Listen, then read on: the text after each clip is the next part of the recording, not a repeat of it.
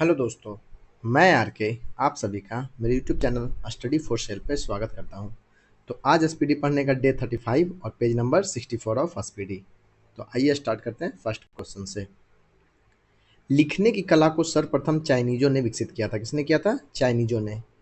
लेकिन अगर पूर्ण रूप से बोला जाए कि सबसे पहले कब शुरू किया गया, तो ये हुआ था मेसोपोटामिया की सभ्यता के समय, जो कि इराक अभी वर्तमान में क्या कौन सा क्षेत्र हो जा रहा है, ये इराक का क्षेत्र हो जा रहा है। तो वहाँ सबसे पहले लिखने की कला विकसित हुई थी। चलते हैं नेक्स्ट क्वेश्चन पे। मोहम्मद गजनवी के साथ इतिहासकार कौन आया था? अल बरूनी। कौन आया था? अल बरूनी। मोहम्मद गजनवी के बारे में आपको बहुत बता चुके हैं कि वो पहला तो सुबुक्तगीन का पुत्र था, और ये कहाँ का था? ये गजनी का शासक था, और इसने 1000 ईस्वी से लेके 1027 ईस्वी तक भारत पे लगातार आक्रमण किया था, और 1025 में इसने सोमनाथ का मंदिर लूटा था, जो कि गुजरात में स्थित है। और ये जो भारत पर आक्रमण करता था, इसका पर्पस रहता था कि लूटपाट करके चीज़ों को जमा करना, मतलब पैसों के लिए करता था। इसका राज करने का पर्पस नहीं था। और इसने भारत आने पे किनसे युद्ध किया था? 1001 में जयपाल से, जो कि पाल वंश का शासक था, और 1006 में आनंद पाल से, जो कि जयपाल का पुत्र था। इससे इसकी युद्ध हुई थी। उत्तराखंड का सबसे ऊंचा पर्वत शिखर नंदा देवी है। उत्तराखंड का सबसे ऊंचा पर्वत शिखर कौन सा हो गया? नंदा देवी, जो कि हिमालय पर्वत का भाग है। और अगर भारत का सबसे ऊंची चोटी जाए, ऐसे तो हिमालय हो गया आपका, हिमालय की सबसे ऊंची चोटी कौन सी हो गया? एवरेस्ट, जो कि विश्व की सबसे ऊंची चोटी हो गई। और अगर भारत का सबसे ऊंची चोटी बोला जाएगा तो कौन सा हो गया? वो कंचनजंगा, जो कि सिक्किम में है।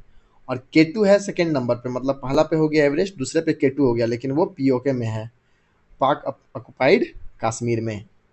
और थर्ड नंबर पे जो है, जो कि कंचनजंगा है, वो भारत की सबसे ऊंची चोटी है। नेक्स्ट चलते हैं। मानव शरीर में रक्त परिसंचरण के संबंध में विलियम हार्वे ने पूर्ण विवरण दिया था। किसने दिया था? विलियम हार्वे ने पूर्ण विवरण दिया था। तो थोड़ा सा देखेंगे रक्त परिसंचरण तंत्र के बारे में। ये कब दिया था इसने? पूर्ण विवरण कब दिया था? 1628 में, अपने पुस्तक डी मोटू कॉर्डिस एट सेंजिनिस में इसने इसके बारे में विवरण दिया था। नेक्स्ट है, फ्रांस की क्रांति 1789 ईस्वी में हुआ था। कब हुआ था फ्रांस की क्रांति? 1789। और ये 1789 से लेके 1799 तक चला था। और इसमें क्या हुआ था? उस समय राजा कौन था? ये लुई 16वां था। तो उस समय जो है फ्रांस 3 वर्गों में बटा हुआ था। एक हो गया पादरी, एक हो गया कुलीन, और तीसरा कौन सा हो गया? मध्यम या फिर गरीब वर्ग। तो उसमें पादरी जो था और कुलीन वर्ग, इन लोगों को बहुत सारी छूटें मिली थी, जैसे कि कर मुक्ति था, मतलब कर नहीं देना है, और बहुत सारे स्पेशल इन लोग को स्पेशल मतलब क्या बोलते हैं उसको, स्पेशल ट्रीटमेंट मिलता था। तो इससे क्या हुआ कि जो मध्यम और गरीब लोग थे वो भड़क गए। और इसमें क्या होता था कि स्टेट जनरल की बैठक होती थी। तो जब स्टेट जनरल की बैठक हुई 1789 को, तो उसमें क्या है कि इस वर्ग से 300 लोग आए, इस वर्ग से भी 300 लोग आए, इससे 600 लोग आए, और इनकी बातों को नहीं माना जा रहा था। कर को कम करने के लिए, ये करने के लिए, तब इन्होंने हमला बोल दिया। कब बोल दिया? 14 जुलाई 1789 को बैस्टिल पर धावा बोल दिया। 14 जुलाई 1789 को, और उसी दिन को बैस्टिल दिवस या फिर फ्रांस के स्वतंत्रता दिवस के रूप में मनाया जाने लगा। और उसके बाद क्या हुआ कि लुई 16वां का राज को हटा दिया गया, मतलब उखाड़ फेंका गया, इस तरह से बोल सकते हैं।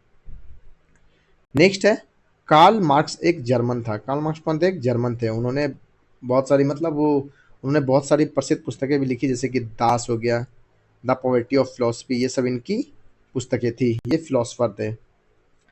नेक्स्ट है, विश्व शांति के लिए यूएनओ का सुरक्षा परिषद उत्तरदायी है। कौन उत्तरदायी है? सुरक्षा परिषद, मतलब विश्व में जैसे कि कोई भी 2 देश लड़ रहा है, तो उसमें इंटरफेयर कौन करेगा? यूएनओ करेगा, संयुक्त राष्ट्र महासभा, महासंघ। तो ये इसका इंटरफेरेंस होता है, ये बीच बचाव करेगा। और इसके 5 स्थायी सदस्य होते हैं और 10 अस्थायी सदस्य होते हैं। तो ये जो 10 अस्थायी सदस्य होते हैं, ये हर 2 वर्ष में चुने जाते हैं। और ये जो 5 अस्थायी सदस्य होते हैं, कौन कौन से हो गए? एक हो गया अमेरिका हो गया, एक हो गया चाइना हो गया, एक रसिया हो गया, एक फ्रांस हो गया, और एक इंग्लैंड हो गया। तो ये सब देश जो है, ये अस्थायी सदस्य है, जिसको वीटो पावर होता है। मतलब कोई भी अगर मुद्दा हुआ तो ये वोट करेंगे, और अगर पांचों वोट करेंगे तब वो निर्णय माना जाएगा, एक भी अगर उसमें रंगा लगा दिया तो वो माना नहीं जाता है। नेक्स्ट चलते हैं, इसके बारे में मैंने कुछ लिखा नहीं है, बस यही था इसका इन्फॉर्मेशन। हिंदू विधवा पुनर्विवाह 1856 में पारित हुआ था। कब हुआ था? 1856 में। उस समय गवर्नर जनरल कौन था? लॉर्ड डलहौजी। लॉर्ड डलहौजी के शासनकाल में इसको आगे बढ़ाया गया था और लॉर्ड कैनिंग के समय ये लागू हुआ था। और इसमें कौन बढ़ चढ़ के भाग लिए थे, मतलब किनका ये क्या बोलते हैं सपोर्ट, चाहे कोई मतलब जो भारत के जो नेता थे तो वो कौन थे? ईश्वर चंद्र विद्यासागर। उनके प्रयासों से ये सफल हुआ था हिंदू विधवा पुनर्विवाह। और पहला व्यक्ति जिसने हिंदू विधवा मतलब हिंदू से शादी की, ये सॉरी विधवा से शादी किया था, वो कौन थे? ईश्वर चंद्र विद्यासागर के ही पुत्र थे। नेक्स्ट चलते हैं, ब्रिटिश संसद के लिए चुने जाने वाले प्रथम भारतीय दादा भाई नौरोजी थे। कौन थे? दादा भाई नौरोजी। तो दादा भाई नौरोजी के बारे में थोड़ा सा देखेंगे कि इन्हें grand old man of India बोला जाता था। क्या बोला जाता है? Grand old man of India. और इन्होंने 1892 में लिबरल पार्टी के उम्मीदवार के रूप में, जो वहाँ का इंग्लैंड का लिबरल पार्टी था उसके उम्मीदवार के रूप में सेंट्रल मिसौरी सीट से जीत हासिल की थी। और इन्होंने कुछ संगठनों का भी क्या बोलते हैं उसका निर्माण किया था, जैसे कि ईस्ट इंडिया एसोसिएशन 1866 में इंग्लैंड में। और इन्होंने एक पुस्तक लिखा था, बहुत ही फेमस पुस्तक है वो, poverty and un British rule in India. ये इन्हीं के द्वारा लिखा गया था। नेक्स्ट क्वेश्चन पे चलते हैं, मुस्लिम लीग 1906 में स्थापित हुई थी। मुस्लिम लीग कब स्थापित हुई थी? 1906 में। और 1940 में इन्होंने अपने लाहौर अधिवेशन में अलग देश की मांग की थी, पाकिस्तान की मांग की थी। और इसके संस्थापक कौन थे? सलीमुल्लाह आगा खान, ये लोग इसके संस्थापक थे। और इसके एक प्रसिद्ध नेता भी थे, कौन? जिन्ना, अली जिन्ना, जो कि बाद में जब भारत पाकिस्तान अलग हुआ तो उसमें उनकी महत्वपूर्ण भूमिका थी। वातावरण में सर्वाधिक मात्रा में पाया जाने वाला गैस नाइट्रोजन है। कौन सा गैस सबसे ज़्यादा पाया जाता है? नाइट्रोजन, जो कि 78% होता है। कितना? 78%। और ऑक्सीजन हो गया कितना? 21%। बाकी 1% में आर्गन, कार्बन डाइऑक्साइड, ये सब होती है। नेक्स्ट है, इसको हटा देता हूँ पहले। सर्वाधिक मात्रा में भू प्रपटी पर पाया जाने वाला तत्व कौन सा हो गया? ऑक्सीजन होता है। कौन सा तत्व होता है? ऑक्सीजन। तो यहाँ पे उसके बारे में थोड़ा सा मैंने डिटेल्स दे दिया है, दिखा देता हूँ। ऑक्सीजन कितना परसेंट होता है? 46.6 होता है भू प्रपटी में। वायुमंडल की बात नहीं हो रही, वायुमंडल में कितना होता है? 78% नाइट्रोजन, 21% ऑक्सीजन। लेकिन यहाँ पे कितना हो रहा है? 46.6% ऑक्सीजन है, सिलिकॉन 27.7%, एल्युमिनियम 8% और लोहा 5%। नेक्स्ट चलते हैं, यूरेनियम सबसे अधिक झारखंड के जादूगोड़ा में पाया जाता है। कहाँ पाया जाता है? झारखंड के जादूगोड़ा में सर्वाधिक। तो ये उस समय पाया जाता था, मतलब 2004 के समय ये बात हो रहा है। लेकिन अगर अभी बोला जाएगा सबसे अधिक, तो अभी हो गया आंध्र प्रदेश। उसका तुम्मलापल्ले खदान है जो कि कडप्पा जिला में है। वहाँ पे सबसे बड़ा मतलब सबसे ज़्यादा खनन होता है किसका? यूरेनियम का। और यूरेनियम के बारे में देखेंगे तो ये परमाणु ऊर्जा उत्पादन के काम में आता है। किसमें? परमाणु ऊर्जा उत्पादन। और इसके परमाणु क्रमांक के बाद में बात करेंगे तो वो 92 होता है। और इसके अलग अलग वेरिएंट भी होते हैं। कौन कौन सा? यूरेनियम 238 और यूरेनियम 235। ज़्यादा करके यही वाला यूज होता है परमाणु ऊर्जा उत्पादन में। नेक्स्ट चलते हैं, ठोस की शुद्धता गलनांक बिंदु से प्राप्त होती है। ठोस की शुद्धता कैसे प्राप्त होती है? गलनांक बिंदु से। मतलब किसी भी पदार्थ का, जैसे कोई भी ठोस है तो इसका एक गलनांक बिंदु होता है, गलने की एक बिंदु होती है। इस टेम्परेचर पे ये वस्तु गल जाएगा। तो अगर इसमें अशुद्धियाँ होगी तो उसका क्या होगा? गलनांक बिंदु कम होगा। तो उसी से ये जांचा जाता है कि इसका ये कितना शुद्ध धातु है, नहीं है, उसका मापने का तरीका। न्यूट्रॉन एक आवेशहीन कण है। न्यूट्रॉन कैसा कण हो गया? ये आवेशहीन। तो न्यूट्रॉन क्या होता है? ये मान लीजिए परमाणु है, ये इसका होता है केंद्र, उसमें होता है प्रोटॉन और न्यूट्रॉन। तो प्रोटॉन पॉजिटिव चार्ज होता है, न्यूट्रॉन आवेशहीन होता है, और यहाँ पे होता है बीच में इलेक्ट्रॉन फैला हुआ रहता है आपका सेल बना बना के। तो ये परमाणु का स्ट्रक्चर होता है। तो इसमें क्या बोल रहा है आपका? इसके बारे में, न्यूट्रॉन के बारे में। तो ये आवेशहीन होता है, इस पर कोई चार्ज नहीं, इस पर नेगेटिव, इस पर पॉजिटिव, और ये आवेशहीन। पंजी मांडवी नदी के किनारे स्थित है। कौन सी नदी के किनारे? पंजी, गोवा की राजधानी, मांडवी नदी के किनारे स्थित है। दूध सागर फॉल भी यहीं पे है। भारत की आज़ादी के समय कांग्रेस के अध्यक्ष जेबी कृपलानी थे। कौन थे? जेबी कृपलानी। तो ऐसे याद रख सकते हैं, जेबी कृपलानी की कृपा से भारत आज़ाद हो गया। ठीक है, बस याद करने का एक मैं तरीका बता रहा हूँ।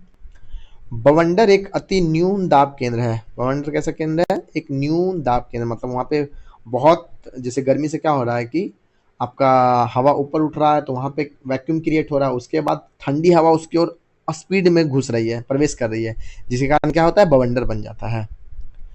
जुड़वा शहर हैदराबाद व सिकंदराबाद है। कौन सा है? हैदराबाद व सिकंदराबाद। भारत में टोटल 10 जुड़वा शहर है। जुड़वा शहर होता है कि मतलब दोनों का संस्कृति, कल्चर सब मैच करना, कल्चर संस्कृति देखी जाएगी तो वो मैच करना, और मतलब बहुत सारे मामलों में वो दोनों मैच करते हैं। जैसे हैदराबाद सिकंदराबाद हो गया, हावड़ा कोलकाता हो गया, भुवनेश्वर और कटक हो गया, ये सब क्या है? जुड़वा शहर है। विश्व की पहली चालक रहित ट्रेन 2003 में सिंगापुर में शुरू की गई थी। कहाँ शुरू की गई थी? सिंगापुर में। एक्चुअली ये गलत डेटा है। ये उस समय शुरू की गई थी लेकिन ये पूरी तरह से चालक रहित नहीं थी। ठीक है, पूरी तरह से अगर चालक रहित बोला जाएगा तो वो कहाँ चला था? जर्मनी के हैम्बर्ग शहर में चला था। और कब चला था? ये अक्टूबर 2021 में। और अगर वही पहली ट्रेन की बात की जाएगी, पहली ट्रेन कब चली थी, तो वो चली थी 1825 में इंग्लैंड में। और भारत में कब चली थी? 1853 में। लॉर्ड डलहौजी, अरे रे रे रे, ये क्या हो रहा है? एक सेकेंड, एक सेकेंड, हाँ हाँ हाँ। तो वो कहाँ चली थी आपका? कहाँ चल गया यार? हाँ, 2021 में पहली ट्रेन कहाँ चली थी? 1825 में इंग्लैंड में। और भारत में पहली ट्रेन कब चली थी? 1853 में, लॉर्ड डलहौजी के शासनकाल में। नेक्स्ट है, पहाड़ी पर चढ़ने वाला व्यक्ति अपनी स्थिरता बनाए रखने के लिए आगे क्यों झुकता है? क्यों? क्योंकि उसका सेंटर ऑफ मास पैरों के एकदम सामने आता है, जिससे कि वो संतुलन बनाए रखेगा, इसीलिए वो झुकता है। ध्रुव तारा लघु सप्तऋषि तारामंडल का भाग है। किसका? लघु सप्तऋषि का तारामंडल का भाग है। ये किधर होता है? ये उत्तरी ध्रुव की तरफ ऊपर की ओर चमकता है, जिसमें जिसके लिए पहले क्या होता था कि जो नाविक होते थे, जो नाव चला रहे, समुद्र में यात्रा कर रहे हैं, तो वो इसी को देख के डिसाइड करते थे कि अच्छा इस तरफ उत्तर पड़ रहा है, ये आपका क्या बोलते हैं उत्तरी ध्रुव पड़ रहा है, तो इधर जाएंगे। रेडियो कार्बन काल निर्धारण द्वारा जीवाश्मों की आयु ज्ञात की जाती है। इसके बारे में मैंने पिछले क्लास में बताया था कैसे होता है रेडियो कार्बन डेटिंग। तो चलते हैं नेक्स्ट क्वेश्चन पे। वाराणसी में डीजल इंजन बनते हैं। कहाँ? वाराणसी में। बांदीपुर राष्ट्रीय उद्यान कर्नाटक में अवस्थित है। कहाँ स्थित है? कर्नाटक में अवस्थित है बांदीपुर राष्ट्रीय उद्यान। मालप्रभा परियोजना कर्नाटक में स्थित है। मालप्रभा परियोजना कहाँ जा रहा है? ये कर्नाटक में। अधिकांश मौसम परिघटनाएं क्षोभ मंडल में होती है। कहाँ होती है? क्षोभ मंडल में। इसका लेवल क्या होता है, मतलब इसकी ऊंचाई कितनी होती है? तो 8 किलोमीटर से लेके 28 किलोमीटर तक, 18 किलोमीटर तक। ध्रुवों पर ये ज़्यादा मोटी होती है, मतलब सॉरी, ध्रुवों पर ये कम मोटी होती है और विषुवत रेखा पर ये ज़्यादा मोटी होती है। भारतीय संविधान को, और ये जो मौसमी परिघटनाएं मतलब कि बादल बनना, बारिश होना, अधिकतर घटनाएं कहाँ होती है? क्षोभ मंडल में ही। भारतीय संविधान को 26 नवंबर 1949 को अंगीकार किया गया था, मतलब अपनाया गया था, लेकिन लागू कब हुआ था? 26 जनवरी 1950 को। इसके बारे में मैंने बताया था कि क्यों लागू हुआ था। अरे यार, नेक्स्ट है, न्यूटन के गति के द्वितीय नियम से बल का व्यंजक प्राप्त होता है। क्या होता है? बल का व्यंजक प्राप्त, F = m/a। आपको न्यूटन का तीनों नियम पता होगा। पहला नियम क्या होता है? पहला नियम दिया जड़त्व का नियम, कि जब तक कोई भी वस्तु पर एक्सटर्नल फोर्स ना लगाया जाए तो वो अपने स्थान से नहीं हिलेगा, वो हो गया प्रथम नियम। दूसरे से क्या होता है? बल का व्यंजक प्राप्त होता है, फोर्स = मास × एक्सलेरेशन। हम कितना फोर्स लगा रहे हैं वो उसके मास और एक्सलेरेशन पे डिपेंड करता है। अगर ज़्यादा लगाएंगे तो एक्सलेरेशन ज़्यादा होगा, मास अगर स्थिर है तो ये मतलब प्रोपोर्शनल हो जाता है, प्रोपोर्शनल। नेक्स्ट है, सबसे चमकीला ग्रह शुक्र है। कौन सा? शुक्र। ये सेकेंड नंबर पे आता है। ये अगर मान लीजिए सूर्य है तो पहला बुध होता है, दूसरा तीसरा, सेकेंड नंबर पे शुक्र होता है, तीसरा पृथ्वी होता है, चौथा मंगल होता है। तो शुक्र के बारे में थोड़ा सा डिटेल्स देख लेते हैं। शुक्र को इंग्लिश में क्या बोलते हैं? वेनस। और ये इसका वायुमंडल जो है, मतलब पृथ्वी का वायुमंडल जैसे कि नाइट्रोजन ऑक्सीजन से मिलकर बना हुआ है, तो इसका वायुमंडल किससे बना हुआ है? कार्बन डाइऑक्साइड से, एकदम घना वाला, जिसके कारण क्या होता है? गर्मी ज़्यादा वहाँ पे होता है, इसीलिए सबसे गर्म ग्रह। मतलब आपको पता है ना, जैसे हम लोग की तरफ ग्रीन हाउस गैस होता है, कार्बन डाइऑक्साइड, जल वाष्प, ये सब मिला के, तो उसके कारण क्या होता है? धरती पे गर्मी बढ़ता है, तो इसी कारण से यहाँ पे क्या, यहाँ पे घना कार्बन डाइऑक्साइड है इसके वायुमंडल में, तो ये सबसे गर्म ग्रह है इसी रीजन से। नेक्स्ट क्या दिया हुआ है, ये अन्य ग्रहों के विपरीत दिशा में घूर्णन करता है। ये और अरुण ये दोनों अपोजिट घूमता है, सब जैसे पश्चिम से पूरब घूम रहा है तो ये पूरब से पश्चिम घूमेगा। इसको पृथ्वी का जुड़वा भी बोलते हैं क्योंकि ये साइज में लगभग पृथ्वी के बराबर है। और ये सबसे चमकीला ग्रह भी कहलाता है।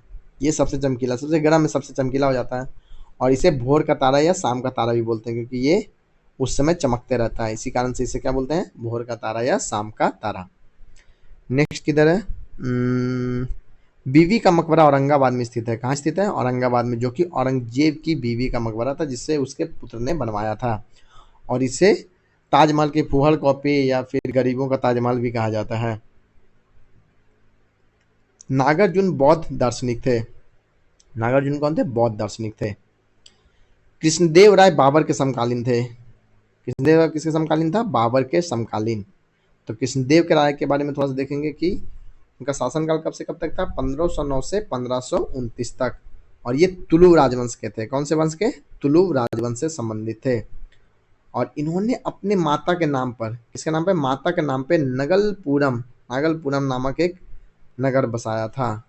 और इन्होंने पुस्तकें भी लिखी थे। एक अमुक्त माल्यदा हो गया जो कि संस्कृत की पुस्तक थी, और सॉरी तेलुगु महाकाव्य था एक, और दूसरा कौन सा हो गया, ये जामवती, ये तेलुगु महाकाव्य हो गया, और एक हो गया जामवती कल्याणम जो कि संस्कृत नाटक था। और इनके राज के समय, जब इनका शासनकाल था उस समय दो पुर्तगाली आए थे। एक हो गया डोमिंगो पेश और दूसरे दुआर्ते बारबोसा, पुर्तगाली यात्री। चलते हैं नेक्स्ट क्वेश्चन पे। पेट्रोलियम अनेक हाइड्रोकार्बनों का मिश्रण है। किसका, हाइड्रोकार्बनों का मिश्रण है। चलते हैं नेक्स्ट पे।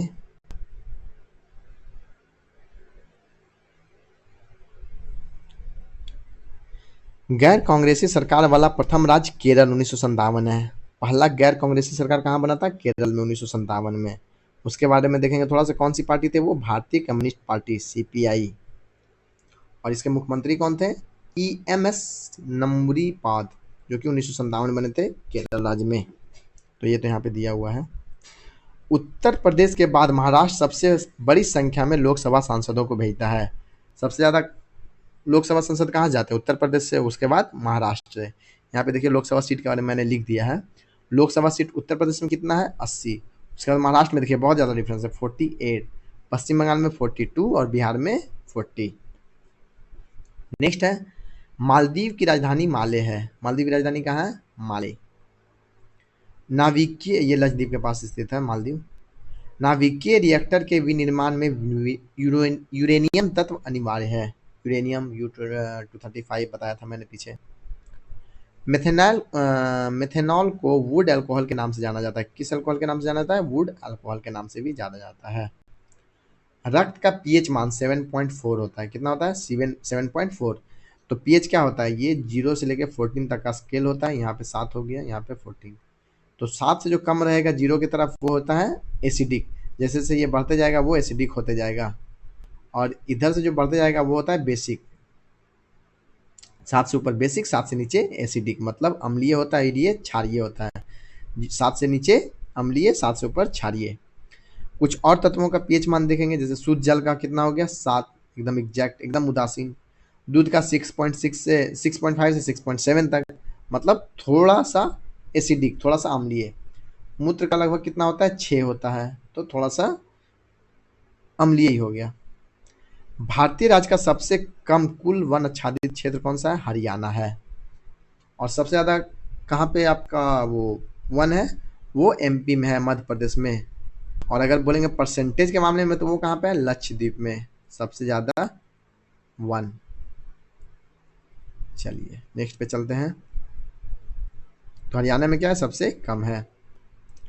पृथ्वी के वायुमंडल का सबसे अधिक घनत्व क्षोभ मंडल में होता है। कहाँ होता है, सबसे अधिक घनत्व क्षोभ मंडल में। सबसे ज़्यादा मतलब वहीं पे वायुमंडल है, सबसे ज़्यादा मौसम परिघटनाएं भी, जल वाष्प भी, लगभग 99% जल वाष्प भी कहाँ है, क्षोभ मंडल में ही है। भारतीय संसद ने जैव विविधता अधिनियम 11 दिसंबर 2002 को पास किया था। कब पास किया था, 11 दिसंबर 2002 को। लेकिन ये लागू कब हुआ था, 2004 में लागू हुआ था जैव विविधता नियम। जो रियो में आपका जैव विविधता का ये हुआ था, उसके बाद इसे पास किया गया था। संयुक्त राष्ट्र संघ की सरकारी भाषाएं कौन सी हो गई? अंग्रेजी हो गई, फ्रेंच हो गई, चीनी, रूसी, अरबी एवं स्पेनिश, टोटल 6। नेक्स्ट है सूर्य की इसके बारे में कुछ लिखा था क्या मैंने? नहीं। सूर्य की विकिरित ऊर्जा का कारण नाभिकीय संलयन, ये बहुत बार मैं बता चुका हूँ, हाइड्रोजन प्लस हाइड्रोजन हीलियम ऊर्जा। व्हाइट गुड्स का अर्थ है साबुन, डिटर्जेंट और अन्य जन सामान के उपयोग की वस्तुएं।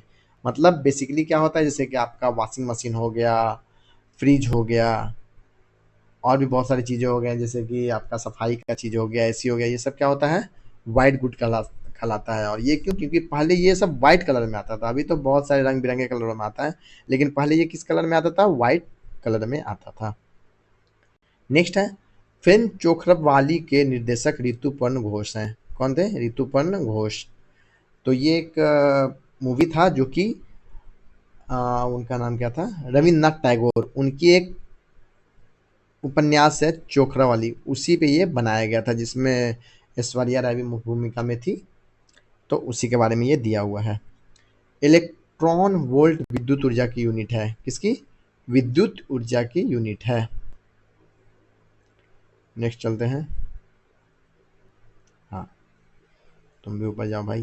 या भाषा के आधार पर प्रथम राज्य आंध्र प्रदेश का गठन 1953 में हुआ था। भाषाई आधार पर कौन सा राज्य का गठन हुआ था? आंध्र प्रदेश में, जब वहाँ के लोगों ने आंध्र प्रदेश के लिए अलग भाषाई राज्य के लिए अनशन किया था।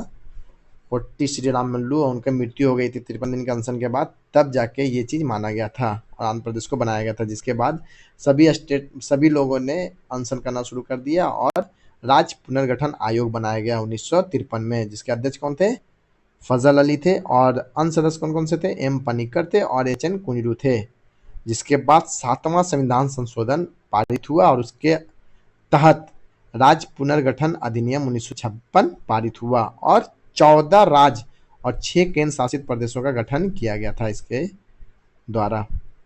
नेक्स्ट है ट्रांसफार्मर उच्च एसी करंट को निम्न एसी में बदलता है। क्या करता? सॉरी, ये वाला क्वेश्चन। मिश्रित अर्थव्यवस्था का अर्थ है निजी तथा सार्वजनिक क्षेत्रों का सहअस्तित्व। मतलब मिश्रित अर्थव्यवस्था क्या होता है? जिसमें सरकार का भी भागीदारी है और प्राइवेट सेक्टर का भी। जैसे हम लोग का मिश्रित अर्थव्यवस्था हो जा रहा है, बहुत सारी चीज़ों में सिर्फ सरकार की है, बहुत सारी चीज़ों में प्राइवेट की है, कहीं कहीं मिक्स भी है। ट्रांसफार्मर उच्च एसी करंट को निम्न एसी में बदलता है। देखते हैं ना, पहले ज़्यादा वोल्टेज का तार आया हुआ रहता है, फिर यहाँ पे ट्रांसफार्मर लगा हुआ है, वो कम वोल्टेज में उसको चेंज करता है, फिर आपके घर में वो सप्लाई किया जाता है। ऐसा तो नहीं कि 11,000 वोल्ट आ रहा है सीधा आपके घर में दे दिया जाता, तब तो हो गया जयराम जी की। चलते हैं नेक्स्ट क्वेश्चन पे। राष्ट्रपति के वेतन में संशोधन कौन करता है? संसद करता है। ऑब्वियस बात है, सबके लगभग वही करता है। राज्यसभा के सदस्यों का कार्यकाल 6 वर्ष होता है। कितना वर्ष होता है? 6 वर्ष। और हर 2 साल पे 1/3 सदस्य बदल दिए जाते हैं। इसका अनुच्छेद कौन सा हो जाएगा? अनुच्छेद 80। उच्च सदन इसे बोला जाता है। और इसके सदस्यों की उम्र सीमा कितनी होनी चाहिए? 30 वर्ष होनी चाहिए। अभी कितने हैं? 240, टोटल 250 होना चाहिए। भारत की आज़ादी के समय कांग्रेस के अध्यक्ष जेबी कृपलानी, अरे तो पहले ही पढ़ चुके हैं। नेक्स्ट है पौधे का विकास सबसे अधिक वर्षा ऋतु में होता है। कब होता है? वर्षा ऋतु में। उसमें क्या हो रहा है? वर्षा ऋतु के कारण क्या होता है कि पानी जो है, मतलब पेड़ों को पानी पर्याप्त मात्रा में मिलती है, तो वो प्रकाश संश्लेषण अच्छे से कर पाते हैं। फिर पत्तों पे गंदगी जमा नहीं होती है, वो साफ है, तो उसके जो रंध्र होते हैं उससे वो अच्छे से प्रकाश संश्लेषण के लिए ऑक्सीजन और कार्बन डाइऑक्साइड लेता है, जिसके कारण उसका विकास क्या होता है? बहुत अच्छे तरीके से होता है। संगमरमर का सूत्र कैल्शियम कार्बोनेट होता है, CaCO3 होता है। नेक्स्ट चलते हैं, इसको थोड़ा ऊपर किया जाए। हाँ, फुटबॉल, अरे रे रे रे रे रे। फुटबॉल में हाइड्रोजन गैस भरा जाता है। हाइड्रोजन एक्चुअली नहीं भरा जाता है, ये तो फिर ज्वलनशील हो जाता है। हीलियम भी भरा जाता था, अब क्या होता है कि मिक्स करके भरा जाता है, सभी गैस को मिला के। सतीश धवन रिसर्च सेंटर श्रीहरिकोटा में है। कहाँ है? श्रीहरिकोटा, तमिलनाडु में। और ये क्या है? इसरो का उपग्रह लॉन्चिंग स्टेशन है, जो कि इसरो के पूर्व अध्यक्ष सतीश धवन के नाम पे रखा गया था इसका नाम। सबसे बड़ा मैमल ब्लू व्हेल मछली है। कौन सा है? ब्लू व्हेल मछली। मैमल मतलब स्तनपायी। कंगारू का बच्चा अर्धविकसित जन्म लेता है। वो क्या होता है? अर्धविकसित मतलब उसका बाल वाल भी नहीं रहेगा, पूरे अंग छोटे छोटे रहेंगे। फिर वो क्या होता है कि निकल के आके जो कंगारुओं का एक थैली होता है उनके पेट के नीचे, उसमें आके वो फिर रहता है और बहुत दिनों तक वहीं पे उसका विकास भी होता है। पंजशीर घाटी अफगानिस्तान में स्थित है। कहाँ स्थित है? अफगानिस्तान में। पंजशीर मतलब 5 सिंह बोला जाता है। तो ये कहाँ हो गया आपका? बहुत ही अच्छा स्पॉट है ये, बहुत ही अच्छा घूमने का जगह है। तो ये अफगानिस्तान में स्थित है। मनुष्य के शरीर का सामान्य तापमान 98.6 फ़ारेनहाइट होता है। कितना होता है? 98.6 फ़ारेनहाइट। और अगर सेल्सियस में बोलेंगे तो 37 डिग्री सेल्सियस।